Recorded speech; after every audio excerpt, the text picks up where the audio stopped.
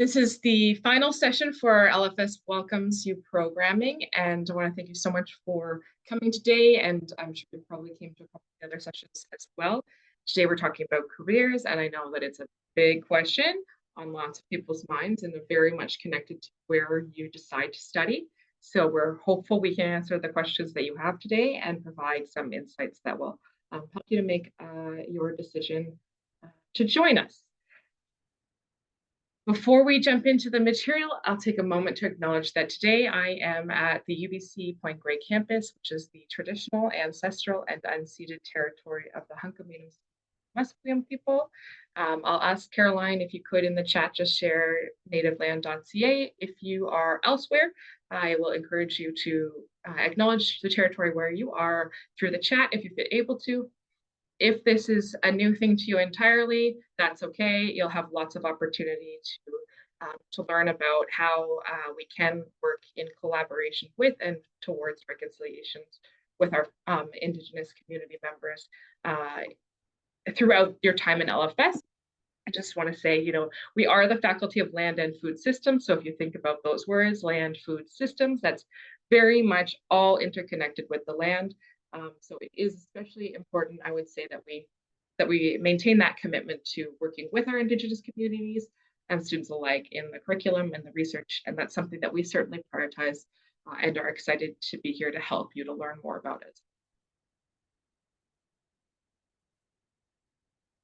Today, we'll start with a little bit of introductions of the people here in the room that are going to be chatting with you today, and then an icebreaker. So we'll use a little tool called Slido. Maybe you were in a session earlier this week and have used it. Great. If not, that's okay. We'll explain it as well. We'll talk a bit about the career support that you have access to overall at UBC, as well as the career support that you have access to if you join the Faculty of Land and Food Systems, which adds a layer of support there for you. We have a couple of alumni here that are going to share stories with you. And we also have Caroline Baldwin here, who's a current student in the Faculty of Land and Food Systems, who will be sharing a little bit of information about her experience as well. And then we'll have time for a Q&A. So my name is Allison Mander-Wionzek. I am the LFS Career Strategist. So throughout your time in the Faculty of Land and Food Systems, you'll see me around. I have a special role, and I'll talk a little bit more about it when we get into the how LFS supports you in your career component. But for now, it's just worth knowing that I have been doing this kind of work, supporting students at UBC and beyond around their career for almost 10 years now. It's work that I really love to do, and I'm excited for you folks to be joining. Pass it over to you, Christine. Thank you so much, Allison. Good evening, everybody. My name is Christine Clary, and I am the Director of Student Services for the Faculty of Land and Food Systems. For those of you I maybe would have seen at the LFS Welcomes You information session on Monday, nice to reconnect with you. For those of you who don't know what Student Services is, the Student Services team in LFS is here to support all of you throughout your professional, academic, and personal journeys at UBC. Allison is a member of that team together with she's the career strategist, together with a student engagement advisor and academic advisors and a team of student employees, of which Caroline is one, to provide you with the programming support and services that you need to ensure that you have the most opportune and best possible experience as an undergraduate student in LFS. I'm really privileged to be here tonight. Welcome and congratulations on your offers of admission. Over to you, Caroline. Hi, everyone. My name is Caroline, and I am currently just finishing up my third year in the dietetics program here in Land and Food Systems. And on top of that, on top of being a student, I am also a student ambassador. Like Christine said, I am a work-learn student, which is a term we're going to talk a little bit more about later in the presentation, but I work part-time with student services to bring events like this to all of you and just connect with prospective students and tell them how awesome LFS is. Pass it over to you, Christopher. Hi, everyone. My name is Christopher. I graduated from the Food, Nutrition, and Health program in 2023. So not that long ago. I majored in food science, and now I'm a Master's of Data Science candidate here at UBC Okanagan. Excited to share some of my experiences in LFS with you all today. Great, thank you. And we will also have Yolanda joining us, who's just coming here from work, and so is running a little bit late, but will be sharing their story as well. It's a great example of how dedicated our alumni are to helping out new and incoming students. That Yolanda's coming right after work, and actually Christopher's coming right before he takes a flight. We're just all here. Okay, we're going to jump into just a couple of fun questions. So please join us at slido.com with that number there, hashtag 2728750, or use the QR code to pop on. Our first question is, what do you want to be when you grow up? I ask it in a current moment because mostly just for fun. I think it's easy when we're little to think about what we want to be when we grow up, but I still don't feel grown up. I don't know, Christine, if you feel grown up, but I still have things that I want to be when I grow up. Entrepreneur, I love it. So I'll keep it going, and please do add your comments, because it'd be awesome just to see what's out there and to see what kind of similarities and differences you have with each other. Beautiful. And while I do, I will also, for those of you that are less familiar with the Slido tool, let you know that there is also a Q&A portion of the Slido tool. So if you're on your mobile, you have the questions up, there's a little tab to jump to Q&A. So feel free to jot down questions there throughout the presentation as you have them, and then we will be visiting those later in the presentation, at which point you'll be able to ask more questions as well. Lots of veterinarian folks. So then for you folks out there that are veterinarians, get ready, because the next question you should be quick to the submission on, because it's animal related. Lots of things. So doctor, veterinarian, dietitian, baker, scientist, fashion designer. I love that. Maybe even like sustainable fashion. That would be cool. Plant-based fashion. That'd be cool. Entrepreneur, geneticist, nurse, teacher, flavor chemist. Cool. Very cool. Awesome. Thank you to those of you that were comfortable sharing. A number of these careers are things that we'll talk about actively in the session, but these are all definitely things that are achievable through by pursuing an undergraduate degree in LFS to set you up for those things in the future. So very cool to have you, and excited about what you would bring to our community as well. Next one, if you were an animal, what animal would you be? Caroline, do you know what animal you would be? Bear. A bear? Why Easy. a bear? Easy, why a bear? That way I could hang out with the other bears. Oh, that's adorable. Any specific kind of bear or just a bear? Probably a grizzly bear, because they're the scariest. They are the scariest. So I want to hang out with them. That's awesome. Christopher, what about you? What kind of animal would you be? I have to agree with the majority here. A dog. I'm a dog person. Yeah? Very cool. Christine, do you know for yourself? I know what animal Christine would not be. A mouse. That is true. That is true. Yeah, I think a well-loved dog would be a pretty sweet gig. Yeah, I think that may be it. Yeah. That is a pretty sweet gig. A well-loved dog. Hi, Yolanda. Hi, Yolanda. That gets to be walked and has the opportunity to run. That's a good one. Yeah. Hi, Yolanda. If you're able to, we would love for you just to do a little introduction to yourself. Thank you so much for being here and joining. And we're just sharing what kind of animal we would be if we were. Amazing. So sorry. It's okay. It's okay.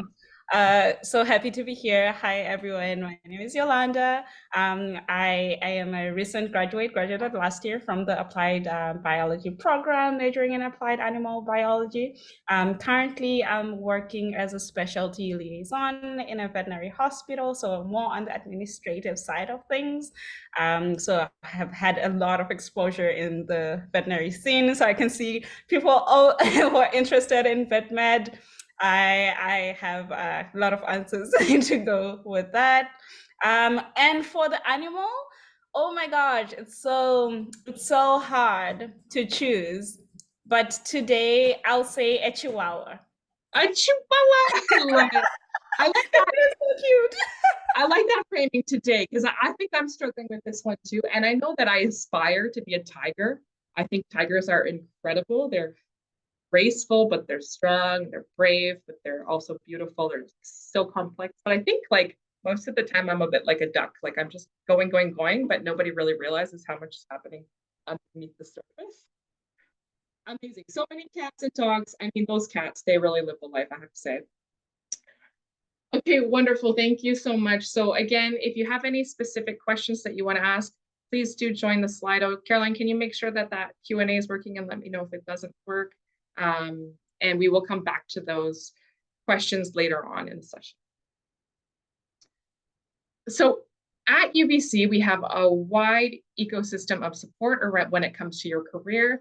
There are a lot of things that all UBC students have access to. So over at the UBC Career Center, they run events and workshops, and they also offer one-on-one career advising for all students at UBC. So they help it to make it so that you get access to employers and information quickly. They also run career fairs that are accessible for all students across campus, and they bring different employers onto campus as well. Caroline mentioned Work Learn earlier, so this is one example of experiential learning.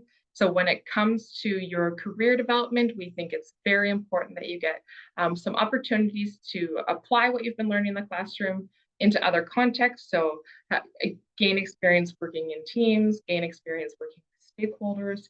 So Work Learn is one great way to get some access to experiential learning. It is a program where you work part-time while studying. Jobs are on campus specifically, and there's a lot of support in there for mentorship and learning as well. If you think about UBC as an institution, there are just all kinds of different jobs that are happening across campus. So something for everyone. There's also lots of other ways to get experiential learning on campus. So other places to work, maybe the AMS, some of the different food service outlets. There are also ways to join clubs and become executive members of clubs or in the student societies. There's tons of stuff that you can learn. And that is sort of UBC-wide. There's a lot that UBC offers across the board.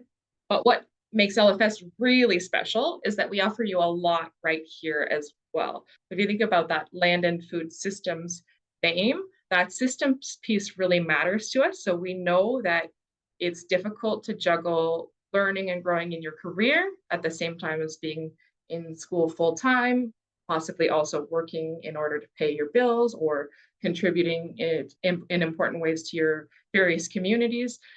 Students are busy and we recognize that. So we want to make it as easy for you to get the career support that you need as possible, which is why it's pretty wonderful that I exist. So I am your embedded career strategist. This is not a common role across campus. I'm very grateful to be here. Like Christine mentioned earlier, my office is in student services, so right alongside our student engagement officer, our academic advisors as well. I can meet with you one-on-one as much as you like to throughout your degree to talk about your specific context around career. We can meet online, we can meet like through Zoom, we can meet in person as well if you prefer. I'm also just an accessible resource that's around. So I'll show up in all kinds of different places in your classrooms, in orientations, in probably other things that if you get involved in different groups at LFS, such as the ACE team or the LFS US, I am around and I support these groups in lots of different ways. The other great thing about having an embedded career strategist is that I have the opportunity to focus on you. So while I think it's wonderful that the UBC Career Center offers advising, and sometimes I might encourage you to use that, especially if it's a busy period or if you need some support immediately and my calendar is booked. It's great to have that as a backup, but I'm really lucky that I get to focus specifically and exclusively on LFS students. So I have the opportunity to learn a lot about your context, about the specific things that you're studying, the types of things that you're interested in, where our alumni are, what types of jobs are out there, all these things that's a lot harder to do if you're trying to help everybody across campus. So it's pretty spectacular that I get to have that focus, and I certainly love it. So yeah, embedded career strategist, that's me, Allison. And then a few other things that we do specific to LFS. So We show up in your classes, so anytime I have the opportunity to come in and help you develop in your career through your coursework directly, I want to do that because, again, I know it's difficult to prioritize this when you're studying full-time, when you're doing other things as well. So something that I really love to do is just help students to think through the experiences they're already having and figure out how that's already preparing them for their careers, or even learning how to more confidently speak to those experiences on your resumes, in your interviews, when you're trying to meet with employers or network. So I'm here kind of to be with you, alongside you as you go through all the things that you'll be doing.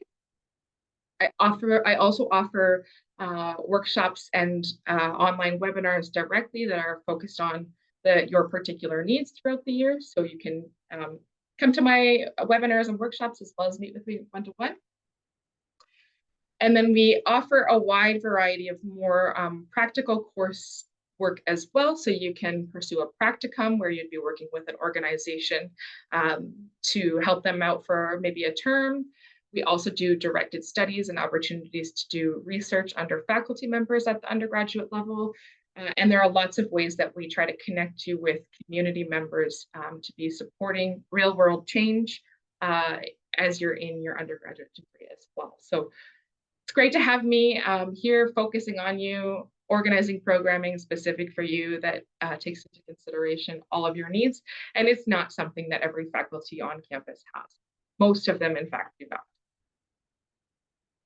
Another thing that's important to us is that we show up for you wherever you are. So we know students love social media. It's part of where people are at. So we have a wide variety of social media channels on Instagram to help you out. So do follow us at LFS ACE for the ACE team, which is a student-oriented group that is a group of leaders that you could get involved in while you're here at LFS. They run all kinds of different programming for students.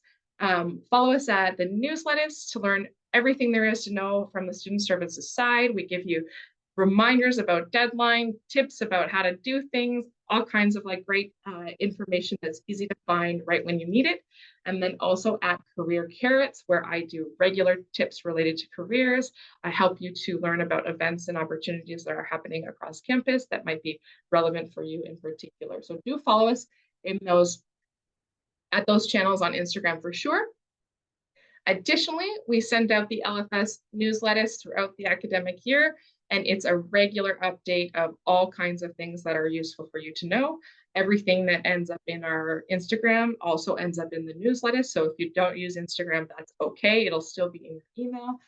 So it's a way that we are with you throughout the time that you're in your degree, even if you can't find the time to come over and visit us in person. And then last but not least, we are the only faculty on campus that has a career-specific podcast. So I co-host Career Carrots with a work-learn student. This year is Jules, but we'll have another person starting soon.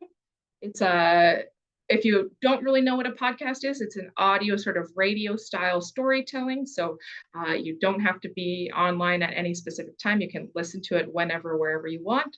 But we meet with alumni. We talk about career-related topics, and we give you tips. So if you're on the bus and you want to take a listen, maybe you'll learn something that will help you. It's a great resource also right now while you're exploring whether or not LFS is the place that you want to be. I know the vast majority have already accepted your offers, and that's very exciting. So thank you, and we look forward to having you. But if you're still in that place where you're not quite sure, you're not quite ready, this is a great resource. You can share it with your parents or your whoever else is in your community that you trust and rely on.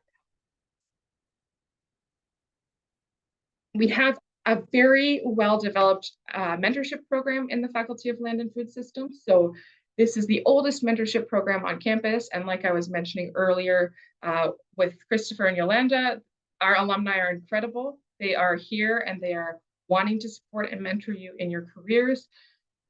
We have 119 mentors this year. That's very big for a mentorship program on campus.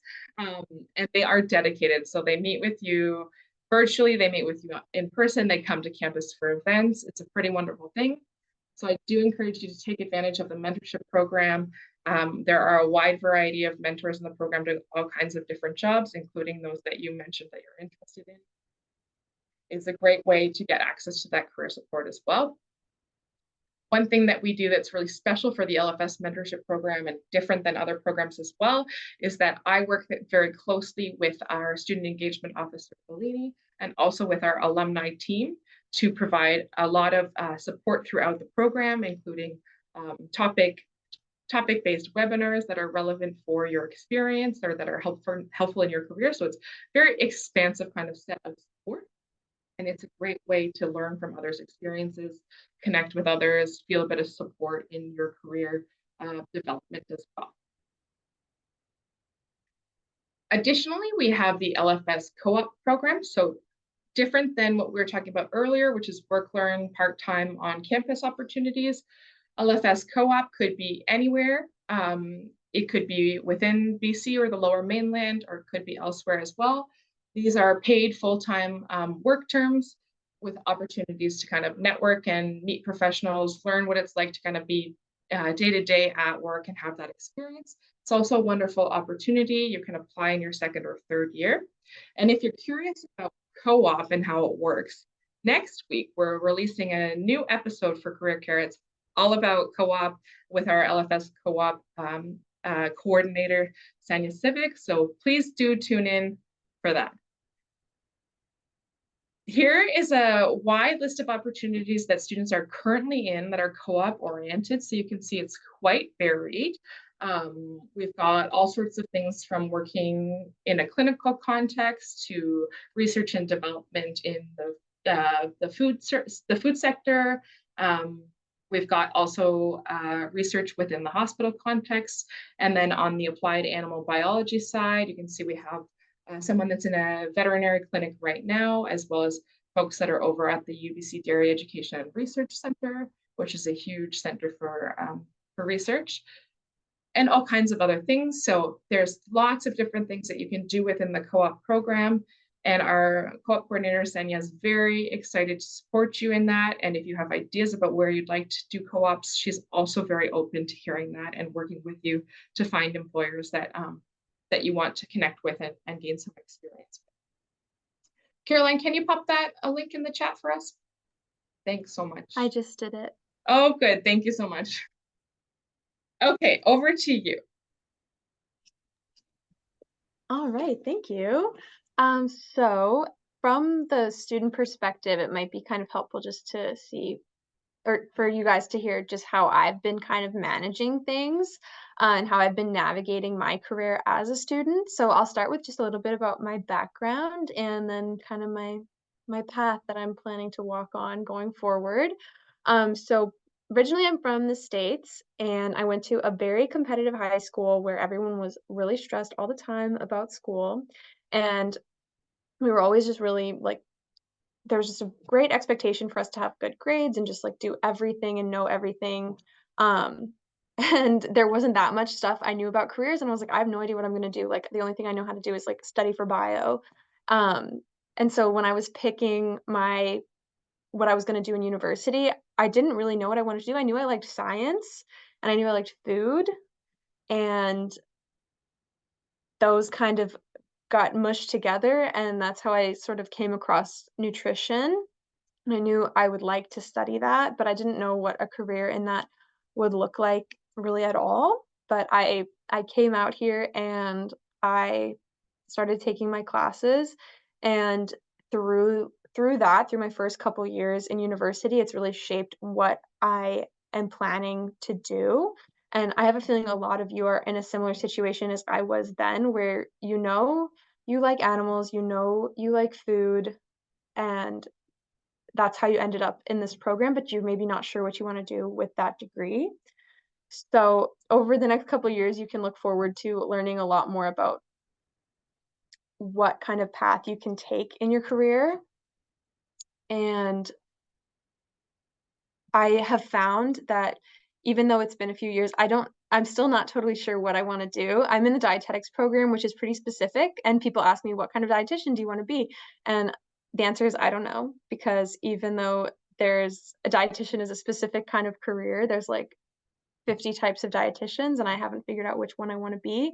But what I've learned is that you can change your mind. So I can pick one path and then kind of go back on it. And I've done a lot of reflecting on this, and I have boiled down some tips for you just for the next couple years of your life. So my first tip is to say yes to things, whether that's in your classes or in your work. Like if you have the opportunity to learn something new and different, try it out, because maybe you'll love it, or maybe you'll hate it and then you'll know that you don't like it. So it's just getting a wide array of experiences so that you can so you have all the tools you need to go on whatever path you do decide you want to go on to. And the next tip I have is to apply for everything that you're interested in, even if you don't think you're qualified. One thing I hear a lot from my peers, and I've even felt it myself, is that like, why should I even apply to that? I don't think I'm going to get in. I don't think I'm qualified. But I've learned that it's not your job to decide if you're qualified or not. I didn't think I was going to get the current job I have now as a student ambassador when I applied a year ago.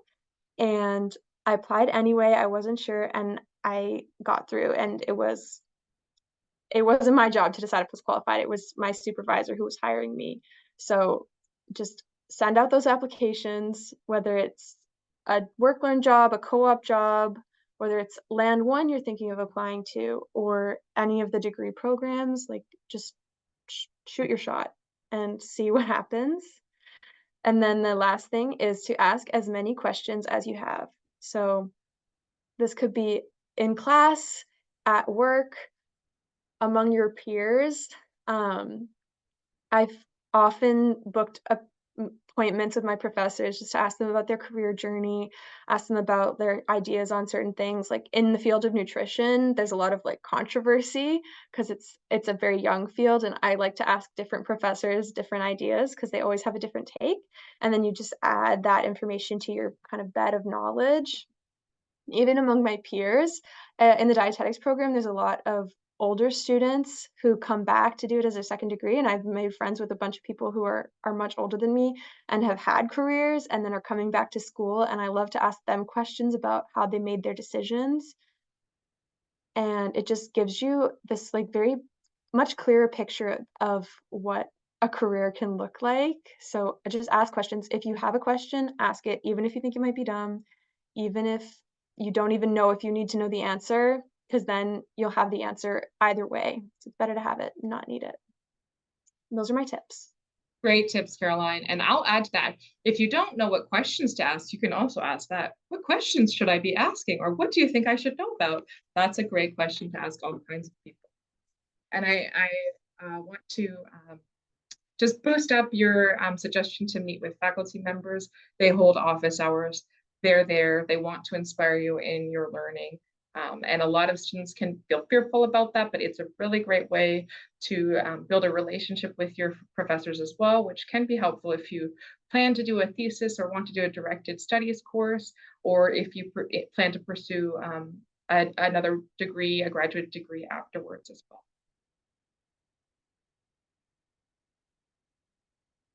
Okay, so where can an LFS degree take you? I'm sure that's a big question on your mind. It's probably one of the primary reasons you're here tonight.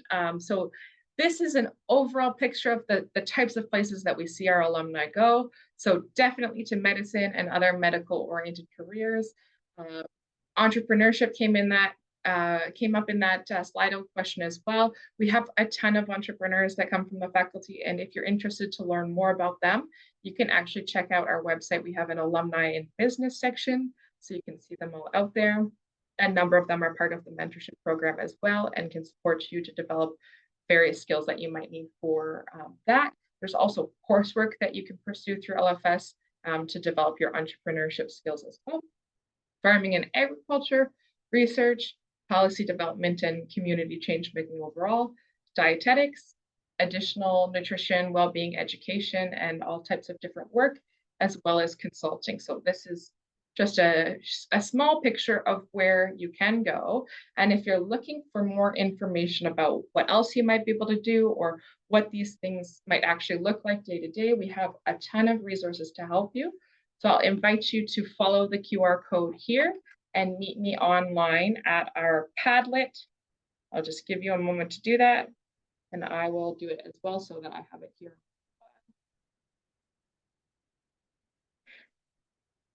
This resource that I'm taking you to now, it's something you can access after the session as well, so feel free to come back to it. I've linked a few things on there already, so if you're there, you can scroll down to the resources tab. The first resource on that list is what can I do with my LFS degree? This is a really wonderful page that pulls together all kinds of information. So there's an overall picture of what you'll be doing in an LFS degree and the types of skills that you'll be developing, as well as ways to expand on your career learning in your time at LFS. And then there are also degree-specific pages. So if you look at specializations, there's great tips for organizations to get involved with, ways to get some experience, how to meet with other people that are interested in the things that you're interested in as well. Really beautiful picture of what's possible with an LFS degree. But I also want to say every resource you see that is a list, that is a published list, it means that it's a finite thing, but in fact, there are infinite possibilities. So please do not let those lists make you feel like you can't pursue what you're interested in. We do not have fashion designer on that list, and yet I'm really excited about the potential for this program to influence the future of fashion. So that's great, because we know that changes need to happen in that industry, that people here know a lot about how to support that. So that's pretty cool. The second resource on that list is what are our alumni up to? These are stories from a wide number of our alumni. So there are stories on there from alumni that are in medicine now, stories that are from alumni that are dietitians or veterinarians, as well as people that are doing all kinds of different things that aren't so specifically professionalized or require those further degrees. So if you're like, well, I don't really think I want to go to graduate school, is there anything I can do? There's so much that you can do. So please do check out those alumni profiles on there as well. I've got a link there to Career Carrots. Again, next week we'll have a new episode for all about LFS Co-op. So please do check it out. And then the fourth one is our career support webpage. So that's where you can find information about the various ways that I can support you, more information about co-op, more information about directed studies, all sorts of things. Then up at the top, we're going to use this a little bit later, but I'm going to encourage you to take advantage and use it while I'm chatting through a few things now. Career uncertainty, I want you to know that it's normal. So if you're out there and you're like, I know exactly what I want to do, that's wonderful. And we want to support you to get there, and we can support you to get there. But if you're out there and you're like, I really am not sure, or there are 20 things I want to do and I don't know how to pick, I relate to that. There are still 20 things that I want to do and I don't know what to pick. It's one great thing about being a career strategist. I get to live vicariously through all of you. And I get to be excited and inspired by you as well. No matter what degree you choose, there's going to be a level of career uncertainty. This is just the reality of our lives. You're not the only ones going through it.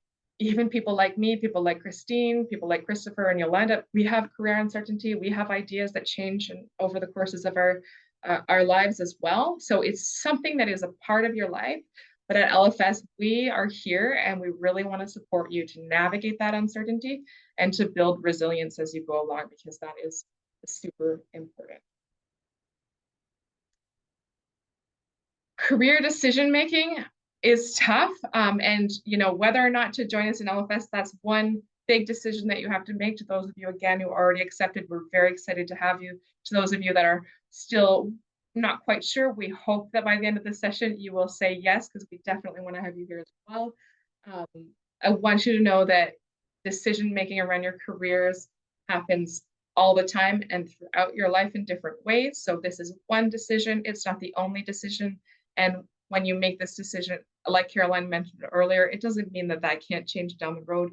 You might have accepted an offer to join the applied animal biology program and then decide you wanted to go into dietetics instead. That's doable. We can do that, right? So we're here to help you to navigate those things, to figure out what you should be considering along the way in order to make those great decisions. Importantly, usually career decisions involve your own ideas and opinions, but they also involve other people's opinions. So maybe you have people that are with you tonight or not with you tonight, but around and have ideas about what you want. or what they want for you and where they want to see you go. That is also very common. And again, we're here to help you navigate that. Mostly, I want you to know that career decision-making itself isn't conducted in a vacuum, but actually it happens in a context of an ever-changing world. So that's also one really wonderful thing about LFS. We're very, again, attached to that idea of systems based thinking. So we're always thinking about how the world is changing and how you might navigate it as well. It's okay, you can change your mind. On that Padlet that we were just on, you'll notice at the top that I have a couple of questions for you. So the first one is just, how do we make decisions? So there's a prompt here. Can you think of a time when you had to make a difficult decision in the past? What did you do? What factors did you consider? That's an invitation for you, either tonight while we're here together or later on after we've closed up for today. Feel free to, again, use this. Reflect on a time that you did have to make a tough decision. It can help you to build confidence to make those decisions in the future as well. And then the second one, what factors do you need to consider when it comes to where you study? It's going to be different for you than it is for the person in the room that's next to you on the screen. Pros and cons list. That's a great step. Thank you. So feel free to add to it, to reflect on it here as well as later. We're going to keep moving ahead in the session so that we can make sure that you get to ask questions, especially to Christopher and Yolanda. But we'll come back to it at the end of the session as well. Regardless of what you decide after your time in LFS, this is a wonderful list of skills you'll be developing through your time here that are applicable to lots of different careers in the future. So research, writing, knowledge translation, communication, collaboration, resilience, analytical thinking, problem solving, and systems-based thinking and understanding. These are things that we are teaching you in the classroom. We're supporting you to learn outside of the classroom as well. And these will be the types of things that employers will be excited to see on your resumes when you're looking for those jobs down the road. Christopher, I will pass it over to you. Thanks, Allison. Hi, everyone. Just to introduce myself, my name is Christopher, and I am a Master of Data Science candidate here at UBC. I graduated from the LFS faculty, specifically from the FNH program in 2023. So not that long ago, just a little under 1 year ago. And yeah, I think for today, I'm just going to share a bit about the specific experience in LFS that led me to the path that I chose, which is to pursue a Master of Data Science here at UBC. I think Allison mentioned about this program earlier, but what led me to pursue a master's degree was none other than my LFS co-op experience. So after my third year of undergraduate in LFS, I did a full 16 months of co-op as a quality assurance analyst at Purdy's Chocolatier. I'm not sure if anyone here is familiar with Purdy's, but it is a chocolatier and confectionery manufacturer based in Canada. And yes, if you're wondering, I got to eat chocolate every day. But my biggest project as a co-op intern at the time was to keep track of all the different chocolates that they made using an Excel file, like an Excel master file. And they produce a lot of chocolates. As you can imagine, they have like more than 200, 300 different types of chocolates. And I have to compile every single specifications into a single Excel master file. And it was challenging, but that specific project was the project that made me realize that I love data, that I really enjoy working with numbers and data, working with numbers, finding patterns, discovering new ideas. It felt like I opened a door to endless opportunities. And from my experience at Purdy's, I saw that behind each delicious chocolate, there was so many information just waiting to be looked at. And yeah, fast forward to the year of 2023, I decided to apply for the Master of Data Science program here at UBC. Was lucky enough to get accepted. It is a very competitive program. It's a very small cohort. And fast forward to today, 10 months after I applied for, a year after I applied for the program, I've just finished my last Master of Data Science class, just maybe 5 hours ago. And I'm about to start my capstone project where I'll be collaborating with a startup based in Vancouver. And I'm really excited about it. So I think that's all from me. To sum up, as all of you begin your own adventure here at LFS, I urge you to seize every opportunity that comes your way because you never know where it might take you. So yeah, if you have any questions, I'll be more than happy to answer them later. Thank you so much for sharing that story. I really appreciate that you spoke to how you had this co-op role that was at Purdy's that was really focused on that food science thing. And actually, what you learned from that was how much you love data. And that's pretty cool that you're able to pivot. And huge congrats on finishing up your coursework. That's a milestone. Yolanda, over to you. Thanks, Allison. Hi again. So I graduated last year, May 2023. Time flies, it's already a year. But originally I'm from Zimbabwe, so I started as an international student in LFS. And my love for animals drew me to the program, as well as the design of the faculty and the program itself, where the application of biology to real life, right? That's what drew me to the program. And through all the courses that we did, so many interesting courses that deal specifically with like hands-on experience with animals, as well as kind of like the social aspect about it, led me to apply for jobs in the veterinary industry, because I wasn't sure, I wasn't certain yet. I was like, I don't want to go straight up into postgraduate programs or hands-on experience. I'm more comfortable at the stage I'm at. I am more comfortable with kind of client-facing roles as opposed to hands-on experience. So I saw that the connection through the role that I have now. I started as a client care specialist, and now I work specifically with a specialty department, internal medicine. I had no idea before that even the veterinary world has like specialized departments like oncology, cardiology. So you see, you continue learning things even as you progress in your career.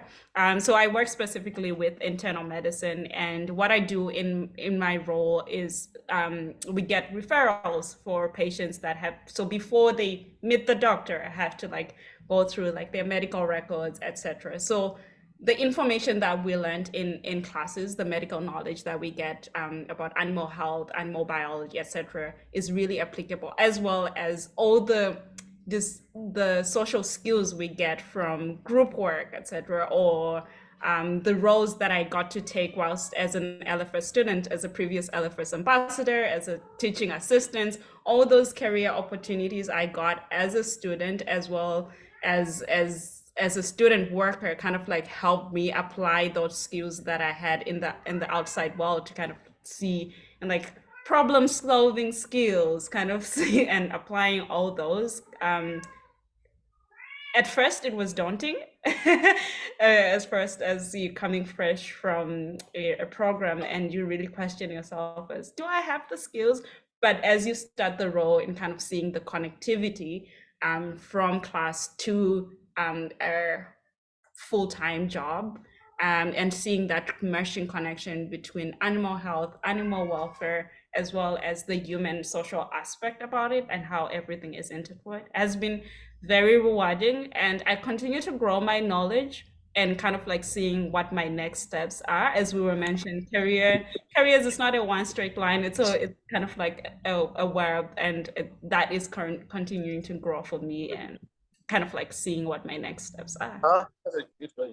Me and Ari, we're gonna win the tournament. I'll just ask folks to make sure you're on mute if you can.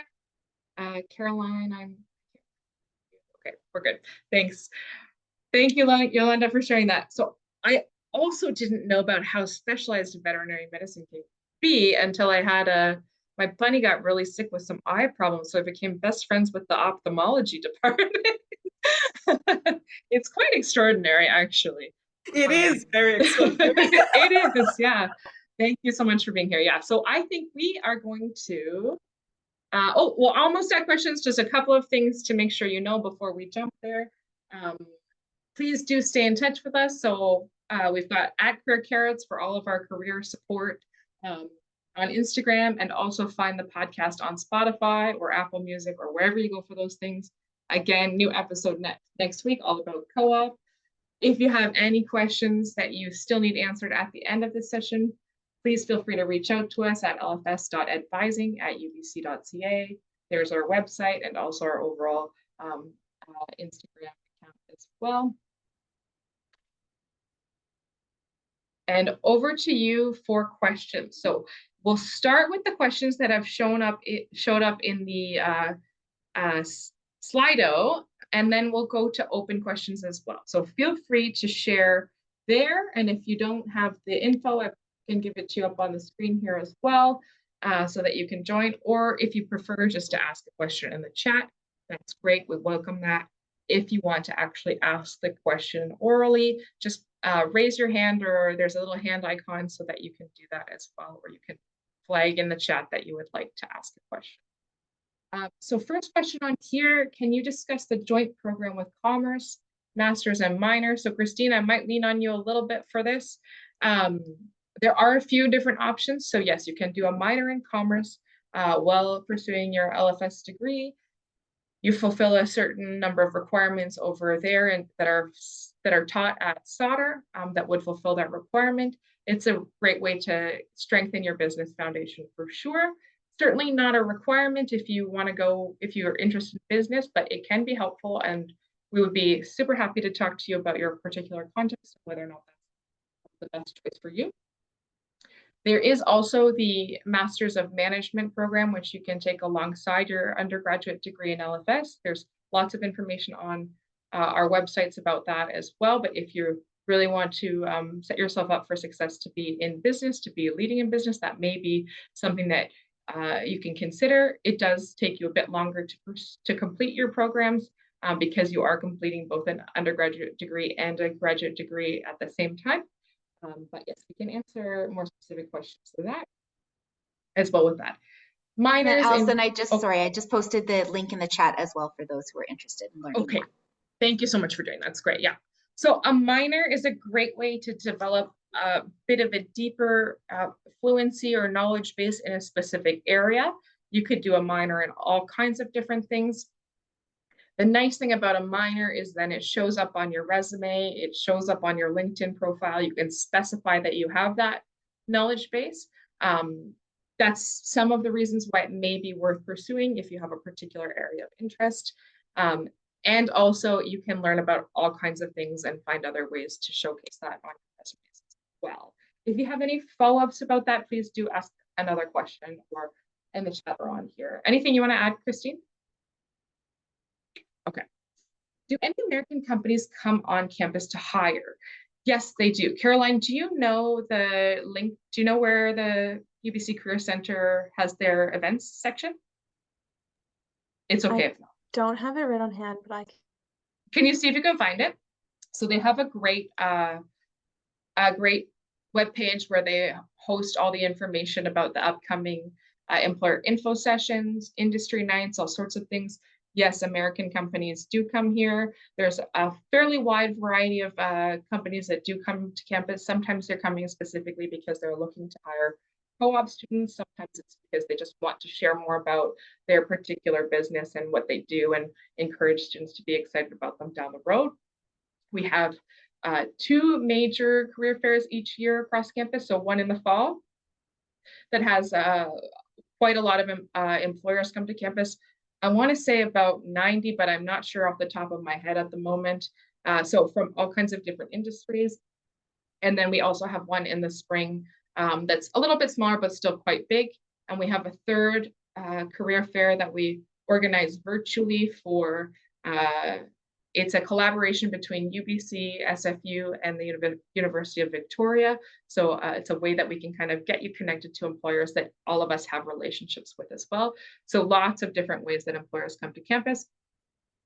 And then also because I'm here and we have our own kind of network of alumni, if you're interested in certain companies coming to campus, you could always share that information with us and we can explore what maybe might make sense, help that UBC Career Center also to know about that employer. How much is first year tuition for applied biology? That is not in my wheelhouse. Christine, go for it. Yeah, that is a really good question. Thank you so much for posing it. Tuition is assessed centrally by the University of British Columbia. So what I'm going to do is I'm going to put a link into the chat.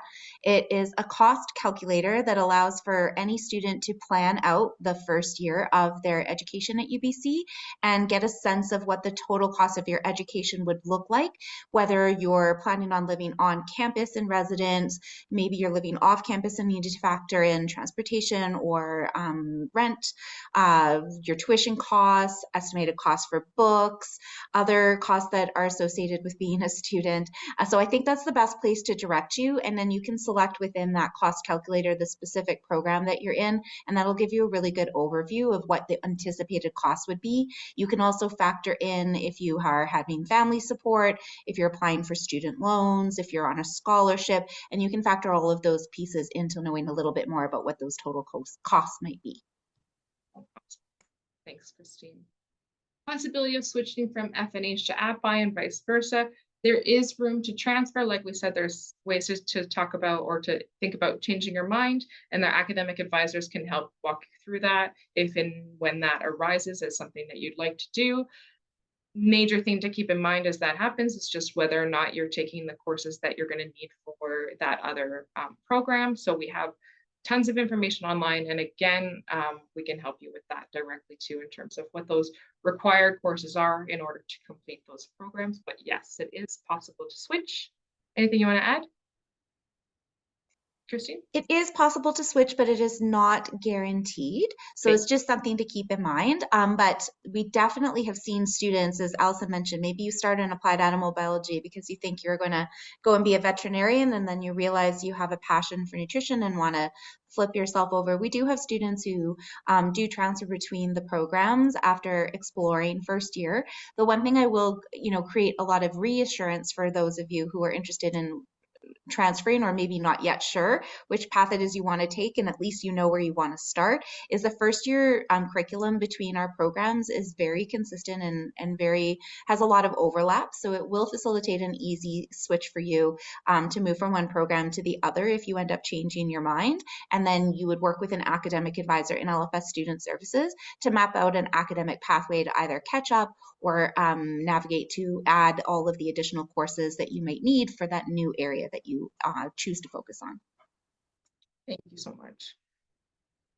Okay, this question here isn't one that I'm feeling exactly sure about. So my colleagues on here, if you think you're following this question well, please do jump in and help me. So I know this isn't entirely career related, but I'm a running start student with a biology associates. Do you know if I'd be considered first year or junior? Any idea about that? Yeah, I think if for whoever posed this question, might I suggest that you contact LFS Student Services to connect with an academic advisor for an advising appointment? I think that would be the best option for you. And then we could look into that and look up your file and just give you very specific advice on that. I just put the email in the chat, so I strongly encourage you to reach out to us.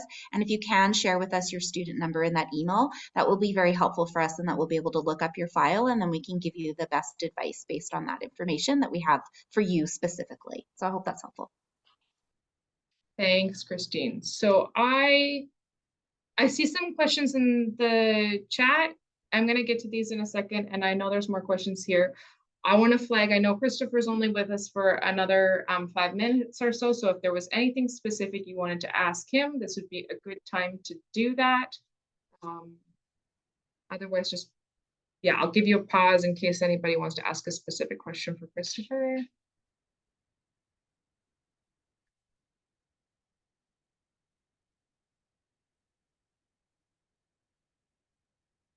Make sure there isn't anything here.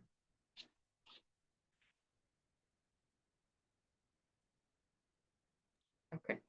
I actually have a question for Oh, Christopher. thanks, Caroline. Go for Personally. it. Yeah, go for it.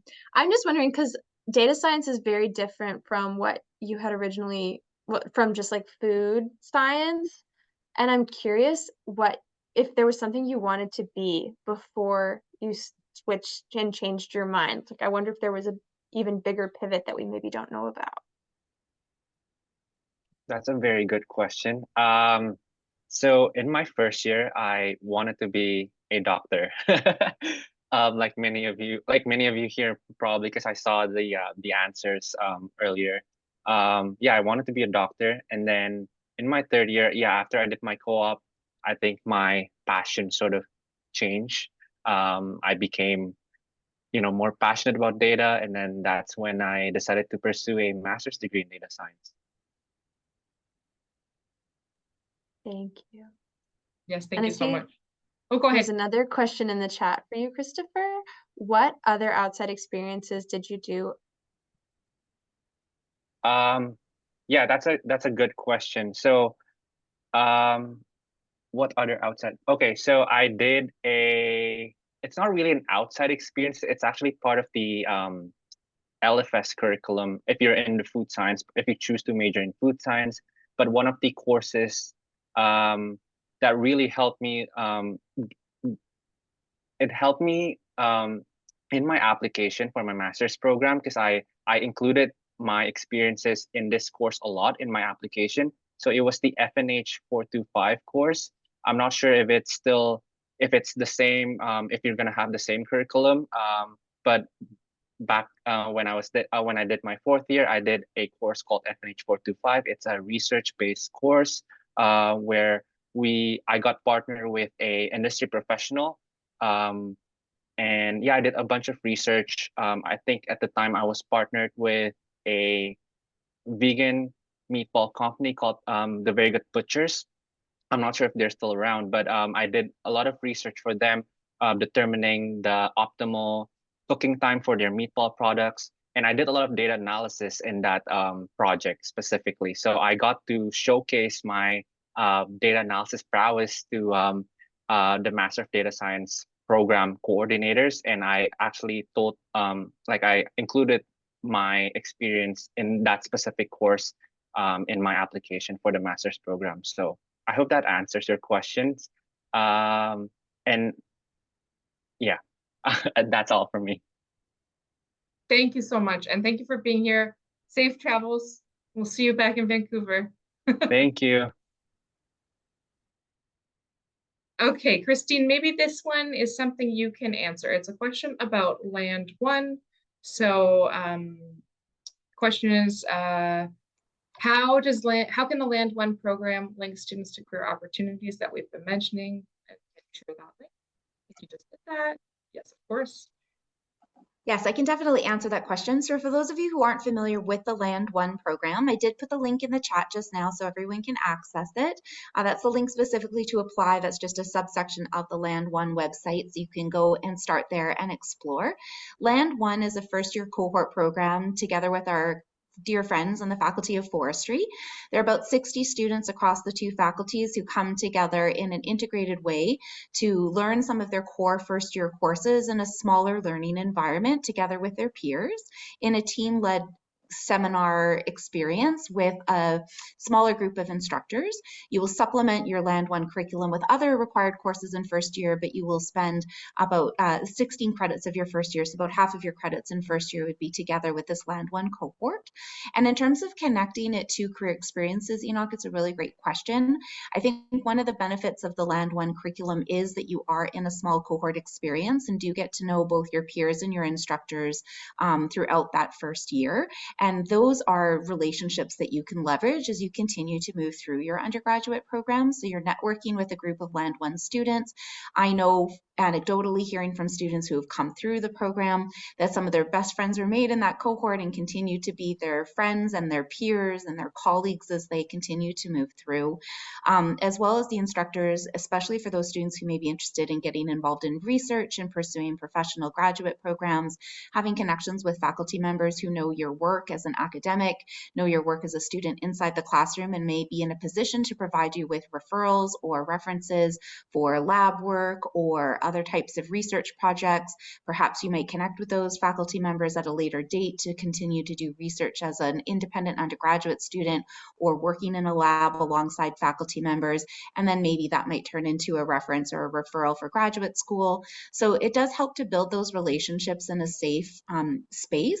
It doesn't mean that those who don't do Land 1 wouldn't have the opportunity to also create those relationships and build those networks, but Land 1 does facilitate that a little bit easier in first year, and I think it really does set you up for success.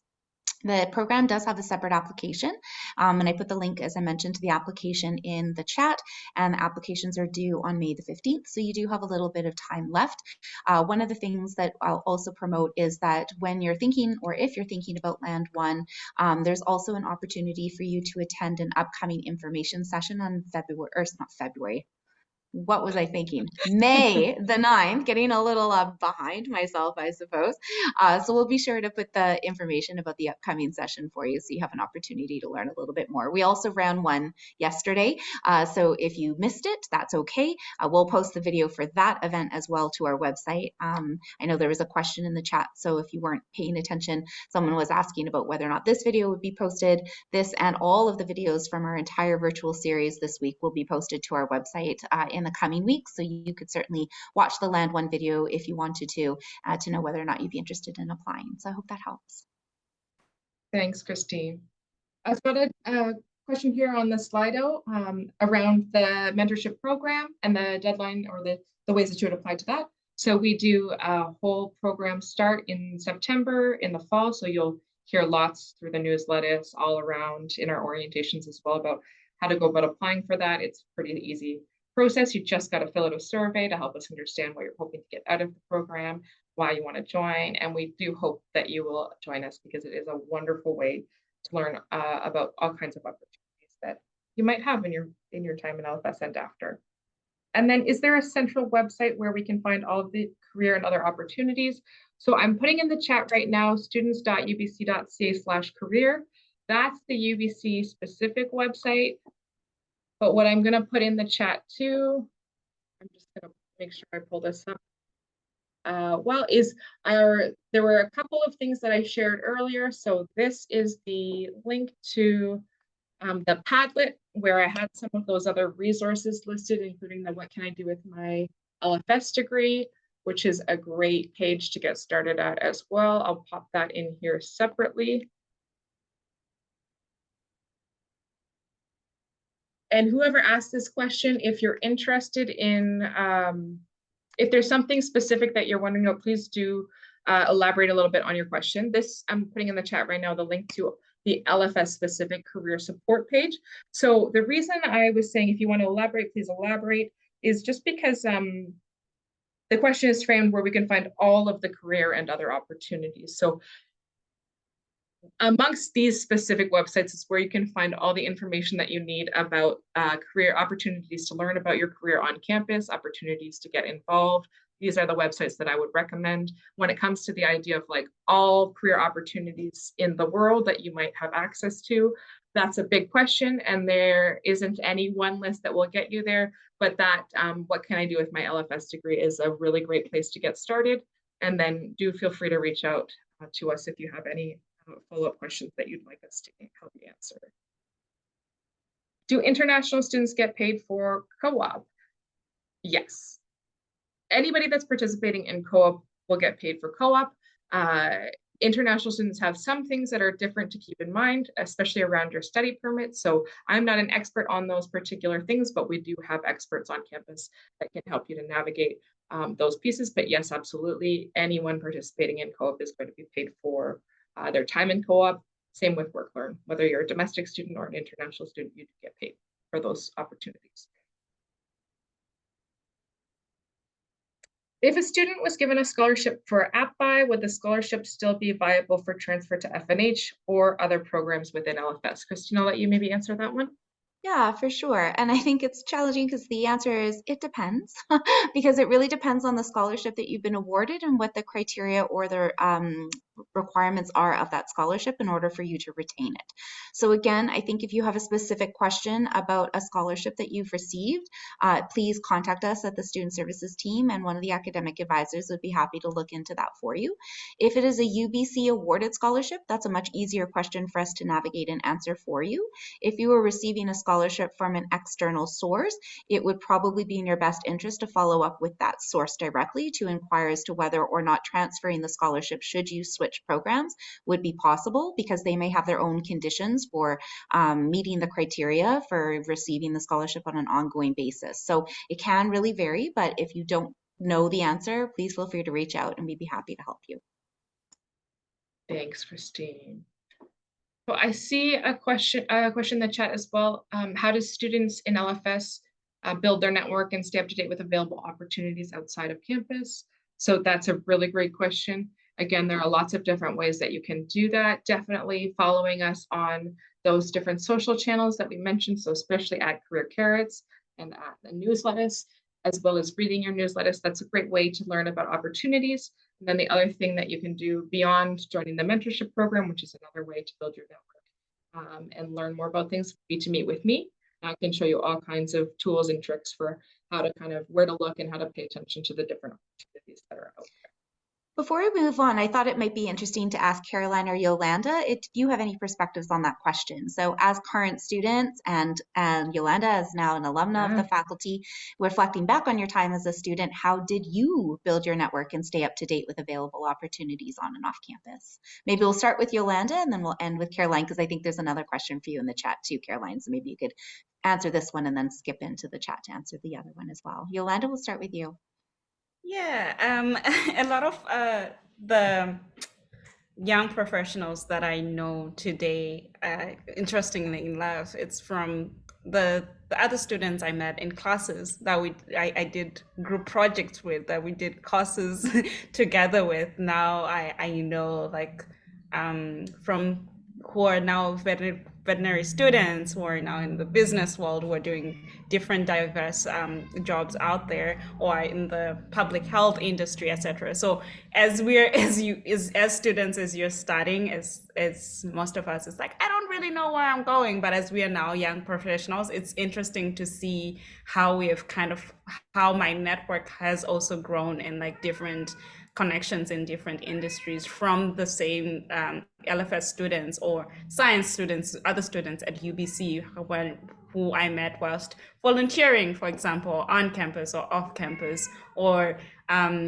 doing clubs such as Roots on the Roof. So doing clubs, meeting in class and doing different projects is kind of like how I grew my network, or other students I worked with whilst doing residence advising jobs, or like LFS ambassador jobs, is how I kind of like grew my network as well. And the programs that are within LFS, I think we now have the Young Alumni Network. They also host programs where you also meet alumni who may have graduated a couple of years ago, but we kind of like meet and like you get to talk and interact with them. And with networking, it comes with growing in confidence too. So when attending these events whilst you're a student, it may be intimidating. Sorry, I think you can hear cats in my brain. We can, but it's great. Yeah, but as Allison is there, you kind of like learn how to kind of network in events, like more formal events, as well as building your network from the everyday students and professionals you meet. Yeah, thank you. Thanks, Yolanda. And I'll just add to that, yeah, as part of the LFS mentorship program, you learn a lot about networking. We have a big kickoff event where you have the chance to talk to a whole bunch of people in a more formal environment, but also give you tips and tricks for how to do that. Go ahead, Caroline. All right. So how I stay connected with my network kind of off campus, I would say a big thing for me was LinkedIn, which honestly, I don't really know how to use LinkedIn. I'm not very good at it, but I have been able to kind of bumble my way through. And when I was thinking about applying to dietetics, I kind of knew what a dietitian did, but I wasn't sure how I could like frame my experiences to explain that I was a good candidate during my application. So I went on LinkedIn and I connected with like a bunch of dietitians from the area who had gone to UBC. And I just like, I sent them a little message, which made me want to puke. I was so nervous to send them, which I think a lot of people feel really nervous about networking because it's like you kind of are putting yourself out there. But I sent like 10, 15 messages, and I ended up having a bunch of phone calls with people or just like chatting with them on LinkedIn to hear about their different kinds of experiences. And that's really where I learned kind of what a dietitian does and that there's a lot of different types of dietitians. So that's kind of like my advice before was just like ask questions. So on LinkedIn, just to random people in the area, just you can just add them to your network. That's the beauty of social media.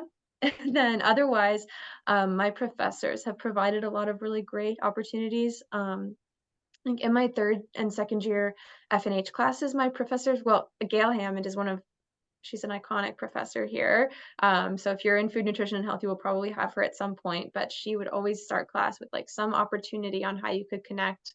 So I ended up joining the Club NutriKids, which is a club where you get put with other students interested in nutrition and you develop workshops for elementary age kids, and you go to their schools and you teach them about food and nutrition.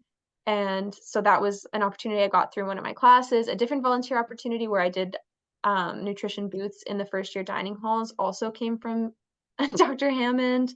And so that's again, like if you're given an opportunity like that, which you will be given at some point, try to take it if it's interesting to you, even if you think maybe I'm too, oh yeah, just even if you think maybe it won't be a good fit, just see if you can.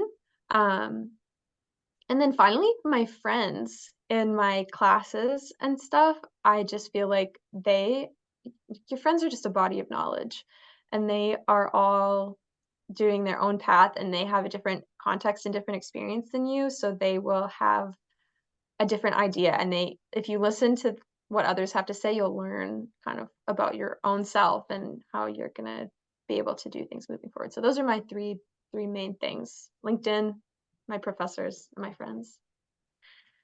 And then I think there was a question for me in the chat about the biggest idea I can give for a prospective student who wants to flourish on campus. For that, I would say try to meet as many people as you can. So if you're living in the first year dorms, what I did when I moved into my first year dorm was I just said hi to every single person that I saw, and I introduced myself, because no one there knows each other and everyone is looking to make friends. So you just say hi, and I only became friends with some of the people I said hi to, but I introduced myself to all of them. Similarly, when you join clubs, like sometimes you can go into a room and it's kind of awkward and you're not sure who to say hi to. And I always just start off, I'm like, hey, I haven't introduced myself. I'm Caroline. And I like give my little spiel. And then you kind of set yourself up as like someone that people know. And so from that, like you can just meet all kinds of people and you'll find the people that are best at supporting you, which comes to like the main point of this, which is I think finding your support network so that you can flourish. So if you're coming from far away, which I did, I came from Boston originally. I don't have any family in Canada. I don't know anyone. And I was just alone here. And I'd made as many friends as I could so that I could have a really, really tight knit support network here. And that has been really integral in me being able to succeed in my classes, succeed in my work, and just emotionally be well while I'm in university. Really great. Really great tips, Caroline. Yeah, I think I just want to reemphasize the importance of that support network and encourage you all that we are part of that support network. And one of the beautiful things about LFS is that it is a tight-knit community. So it won't be hard for you to find people here that are looking out for you and want you to succeed. Caroline, I'm curious. Have you always identified as an outgoing person? No. I didn't think so. But when I started my job, you were like one of the most outgoing people that I met. How do you think you developed that skill? I practiced. Yeah, right? It makes a difference, right? Yeah. Me too. In undergrad, I barely spoke a word in my classes. Go ahead, you were going to share something. I think in high school, I went to it was in the same town my whole life, so I knew everyone, and then I got thrown into this giant fish tank that is Vancouver. I didn't know anyone, and I was like, this can't happen. I got to know everyone. So, but it's really nerve-wracking. Like I remember one of my friends that I live with now that I met on my first day in first year in the elevator. She was doing her laundry and I just said hi, and I remember I introduced myself and I was literally shaking like as I was saying hi, and now she's like my sister. So that it's really hard, but the more you do it, the easier it gets. Yeah, I agree. I think often it's common to believe that like some people are confident and some people aren't, but actually confidence is something that you can develop over time through practice and by gathering information that helps you as well. So that's beautiful. I see one more chat in the slide, but before we go there, I wanted to ask Yolanda, is there any tips that you would like to offer around how to flourish on campus or even in your career after LFS? How to flourish. I think for me, the most important thing is looking at each and every individual is different. And as much as you admire people around you, also realize there are also people who look at you and admire you for all the qualities and strengths that you have. So in every room that you're entering, in every class that you're entering, that is maybe a lecture hall that has 200 students to an animal welfare class that has 20 students, you also bring a worth to that room. So I think as you build your confidence, also know that you're very important, and in every space that you enter, like you have been accepted to UBC in the LFS program. That is something to be very proud of and something to never forget. And with that kind of realization and knowing that you have such a wonderful faculty where there's the student advising, career strategists, all these people who are rooting for your success even after graduation, means that you're set for success. Even in the hard times, you have people to reach out to. So making friends can be intimidating. As Caroline has said, if you're living on residence, if you're not living on residence, there are systems that are set in place to help each student kind of like build a network around them. Even if you're not extroverted, you're very introverted, that thinking about like saying hi to someone you don't know in an elevator is like, oh my gosh, what? Getting involved in little by little, in little things, in like class project or activities that you're interested in. If you love fishing, for example, I'm sure there's a fish club aquatic related club on campus, and through getting involved can kind of like really help you flourish. Like do the things that you enjoy, find extracurricular activities that you enjoy. Keep in mind that there's academic supports, there is mental health support, there is career support, there is or even if it's overwhelming, to kind of like looking for the support system that you need to help you flourish in whatever challenging things you're facing. There are people to reach out to that can kind of like help connect you to the right support that you need. Yeah. Thank you so much. That's wonderful. So that last question in the Slido is about deadlines and processes for paying tuition. I wonder, Christine, if you have a quick link for that you can share in the chat. So do we have to pay tuition when we register for courses, or do we not pay for classes? Well, you definitely pay for classes, so I want to break that mystery for you right there. Tuition is what you pay to attend your classes. That is, you're paying on a per credit basis based on the number of credits you're registered in. That determines your tuition at UBC. In addition to tuition, you pay a pocket of student fees, health and dental plan, and other contributions you make to support services in a collective community of UBC. All students contribute to ensure that services like the Sexual Violence Prevention and Response Office can survive and support students going through those types of things, that the Recreation Office can provide support and resources for students to get active and stay well. So you all pay fees, and then on top of that, you will also have other costs associated with your schooling. There are very defined dates and deadlines for paying your tuition fees that are well communicated to you through your enrollment services communication. So I'll post the information about dates and deadlines just so you have it there. And if you're unsure about the difference between tuition and fees and the things that how expensive things will be, if you scroll back up in the chat, I put the link in there for the cost calculator. So that'll give you a really good idea about what you can anticipate. And then the dates and deadlines link will let you know when those fees will be coming due. So I hope that's helpful. Thanks, Christine. I think that is our last question. But if you have any other questions out there, please do feel free to ask them. I'm sharing right now in the link that link to the Padlet that I was speaking to earlier. I want to go back to it just for a moment because a few people did make some comments that I want to make sure that I address. So first and foremost, I want you to know, bear with me one second, that you'll have access to this afterwards. So if you're looking for these links and you're having a hard time finding them, this is a great place to go. And I wanted to just touch base on here. So earlier I asked, how do we make decisions around our career? Can you think of a time when you had to make a decision in the past? What did you do and what factors did you consider?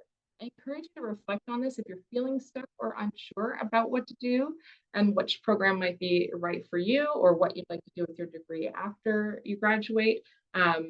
We've all had to make tough decisions in our past, and reflecting back on that can sometimes help us to realize that we have the ability to do it, that we can do it. But I love these tips here. So talking to family or other trusted people in your life, making a pros and cons list. Those are two really great ways to make informed decisions. I think attending today was a great decision as well in terms of gathering more information about what might be possible, the type of support that you would receive with us over here at LFS.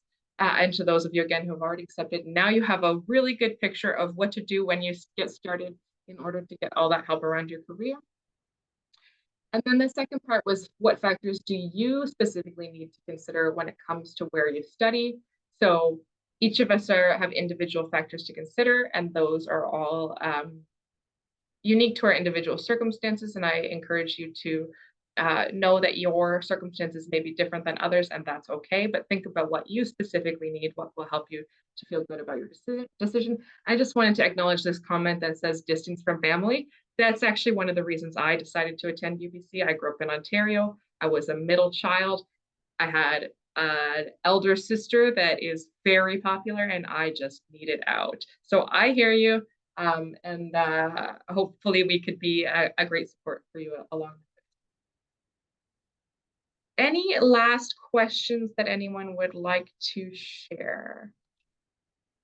Oh, I have a question here. Will my offer be withdrawn if I take a gap year after high school and before first year at UBC? Christine, maybe you can answer that one.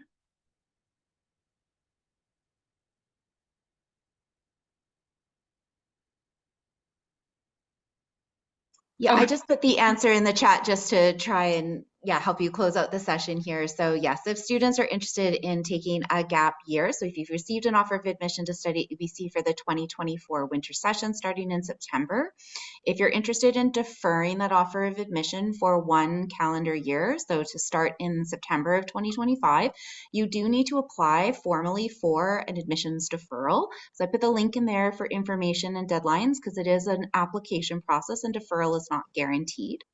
If you are approved for a deferral, then your spot will be held for 1 calendar year, and then you will receive instructions on how you can reconnect with UBC for 2025. If your deferral application is not approved, then you will need to reapply to UBC, and you would be going back into the competitive applicant pool, and you will have to take your chances the next year. So I hope that helps. Thank you. Those are, looks like all the questions we had. I'll take a double check. Yeah, nothing else on Slido at the moment. So thank you all for being here. Feel free to sign up if you have what you need. We'll stick around for a few more minutes in case anyone wants to ask anything. Thank you. You're welcome.